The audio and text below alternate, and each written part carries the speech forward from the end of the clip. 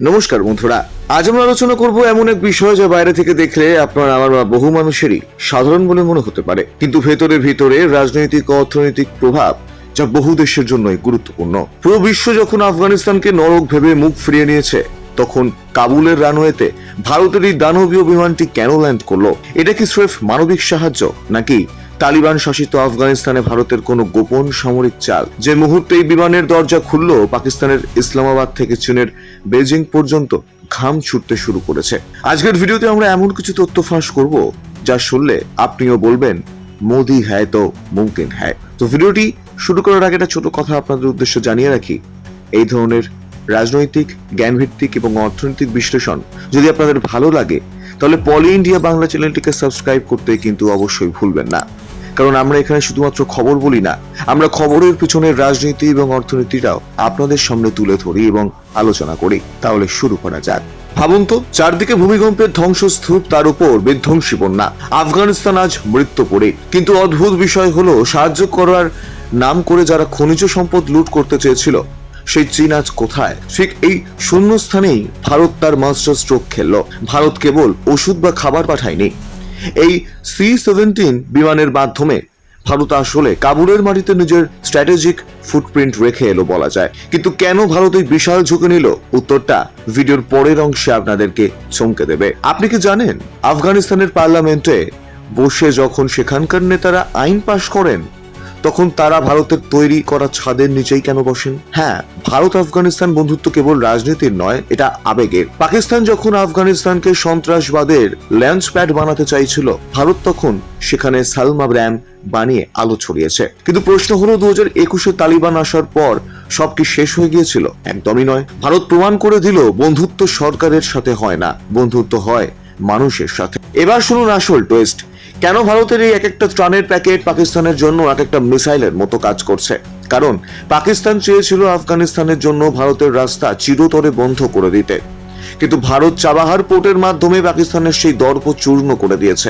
আজ আফগানরা জানে পাকিস্তান তাদের রুটি কেড়ে নেয়, আর ভারত তাদের মুখে রুটি তুলে দেয়। চীনের লিথিয়াম লুটের স্বপ্নকেও ভারত তার হিউম্যানিটেরিয়ান ডিপ্লোমেসি দিয়ে ধুলোয় মিশিয়ে দিচ্ছে। কিন্তু ভারত কি এখানেই থেমে থাকবে, নাকি ভারতের এই C-17 ল্যান্ডিং আসলে কাবুলে ভারতের বড় কোনো ডিফেন্স সেটআপের শুরু? $10 বিলিয়ন বিনিয়োগ রক্ষা করতে ভারত এখন কোন বড় পদক্ষেপ নিতে চলেছে তা নিয়ে জল্পনা শুরু হয়েছে বিশ্ব জুড়ে। এবার অনেকেই মনে করছেন, আফগানিস্তান এবং ভারত মিলে কি চীনকে পুরোপুরি হটিয়ে দেওয়া বা হটিয়ে দিতে তারা পারবে?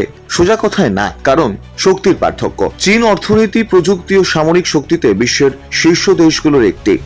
আফগানিস্তান তুলনামূলকভাবে দুর্বল, আর ভারত শক্তিশালী হলেও একা চীনের সমকক্ষ নয়। দ্বিতীয় কারণ, আফগানিস্তানের অবস্থান। আফগানিস্তান বরং চীনের সঙ্গে অর্থনৈতিক সম্পর্ক গড়ে তুলতে আগ্রহী, বিরোধে যাওয়ার অবস্থায় নেই। 3 নম্বর, ভারতের কৌশল। ভারত চীনের সঙ্গে প্রতিদ্বন্দ্বিতা করে, কিন্তু হটিয়ে দেওয়া বা তাদেরকে সরিয়ে দেওয়া বরং প্রভাবের ভারসাম্য বজায় রাখতে চায়। তারা এটি বিশ্বাস করে না হটিয়ে দেওয়ার রাজনীতি। 3 নম্বর, আধুনিক বিশ্ব বাস্তবতা। এখন সরাসরি এক দেশ আরেক দেশকে সরিয়ে দেয় না, বরং অর্থনীতি, কূটনীতি ও জোটের মাধ্যমে প্রতিযোগিতা চলে। এখানে ভারতের অবস্থানটি খুবই তাৎপর্যপূর্ণ। ভারত দক্ষিণ এশিয়ার সবচেয়ে বড় দেশ। অনেকে মনে করেন ভারত বড় ভাইয়ের মতো বিশ্ব রাজনীতিতে সবাইকে আগলে রাখছে। এখানে বড় ভাইয়ের উৎস বা ভাবনাটা কোথায়? তার কারণ হচ্ছে, ভারত দক্ষিণ এশিয়ার সবচেয়ে বড় দেশ, অর্থনীতি, জনসংখ্যা ও সামরিক শক্তি সব দিক থেকেই এগিয়ে। তাই ছোট প্রতিবেশী দেশগুলো অনেক সময় ভারতের পদক্ষেপকে প্রভাবশালী বা চাপ প্রয়োগ হিসেবে দেখে। দ্বিতীয় কারণ, আঞ্চলিক রাজনীতিতে ভারতের সক্রিয় ভূমিকা বড় ভাই ইমেজ তৈরি করে। এই ধারণা কেন তৈরি হয়? আসলে ভৌগোলিক ও ঐতিহাসিক প্রভাবের কারণে। ভারতের চারপাশে ছোট দেশ যেমন নেপাল, ভুটান, বাংলাদেশ, শ্রীলঙ্কা, ফলে তাদের অভ্যন্তরীণ রাজনীতিতেও ভারতের প্রভাব অনুভূত হয়। দ্বিতীয়ত, কৌশলগত প্রতিযোগিতা। চীনের প্রভাব বাড়ার সঙ্গে সঙ্গে ভারতও নিজের অবস্থান শক্ত করতে চায়, এতে কখনো অ্যাসার্টিভ আচরণ দেখা যায়। তৃতীয়ত, নিরাপত্তা চিন্তা। ভারত তার সীমান্ত আঞ্চলিক নিরাপত্তা নিয়ে সংবেদনশীল, বিশেষ করে পাকিস্তান ও চীনকে ঘিরে। তাই কখনো কড়া অবস্থান নেয় তারা। কিন্তু অন্য দিকটাও আছে। ভারত বিভিন্ন উদ্যোগ নেয়, যেমন সার্ক, উন্নয়ন সহায়তা মানে ইনফ্রাস্ট্রাকচার, ঋণ, বিদ্যুৎ এবং নেতৃত্ব বনাম প্রভুত্ব। ভারত নিজেকে লিডার হিসেবে দেখতে চায়, এখানে বস হিসেবে নয়। কিন্তু প্রতিবেশীরা সবসময় সেটা একইভাবে দেখে না। বাস্তবিক মূল্যায়ন হচ্ছে কিছু ক্ষেত্রে ভারত সত্যি বড় ভাইয়ের মতো আচরণ করে বলে মনে হতে পারে, আবার অনেক ক্ষেত্রে সেটা কৌশলগত প্রয়োজন বা নিরাপত্তা দৃষ্টিভঙ্গি দিয়ে দেখাও যেতে পারে। একটা কথা মাথায় রাখবেন, ইতিহাস তাকেই মনে রাখে যে বিপদে হাত বাড়িয়ে দেয়। ভারত আজ বিশ্বমঞ্চে সেই বড় ভাইয়ের ভূমিকা পালন করছে বলে অনেকেরই মত। যাই হোক, শেষ করার আগে আপনাদেরকে বলি, আপনাদের কি মনে হয় আফগানিস্তানে ভারত কি চীনকে পুরোপুরি হটিয়ে দিতে পারবে? আপনাদের মূল্যবান মতামতটি কমেন্টে জানাতে অবশ্যই ভুলবেন না। আর ভিডিওটি ভালো লাগলে লাইক করুন, কমেন্ট করুন, শেয়ার করুন এবং পল ইন্ডিয়া বাংলা চ্যানেলটিকে সাবস্ক্রাইব করতে কিন্তু অবশ্যই ভুলবেন না, কারণ আপনার একটা লাইক এবং আপনাদের একটি সাবস্ক্রাইব আমাদের এই কঠিন তথ্যগুলো জোগাড় করতে উৎসাহ দেয়। দেখা হচ্ছে পরের ভিডিওতে। জয় হিন্দ, জয় ভারত।